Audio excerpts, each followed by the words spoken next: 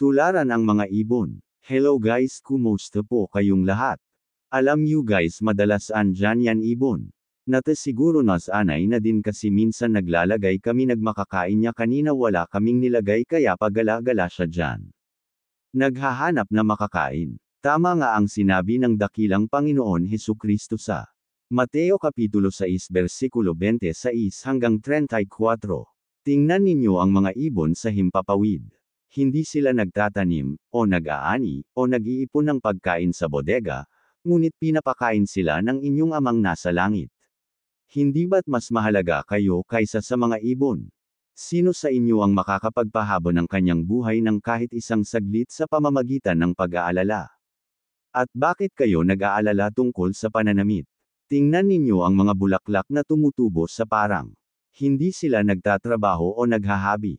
Ngunit sasabihin ko sa inyo, kahit si Solomon ay hindi nakapagsuot ng damit na kasing ganda ng mga bulaklak na ito sa kabila ng kanyang karangyaan. Kung dinadamitan ng Diyos ng ganito ang mga damo sa parang, na buhay ngayon pero kinabukasan ay malalanta at susunugan, kayo pa kaya? Kay liit ng inyong pananampalataya.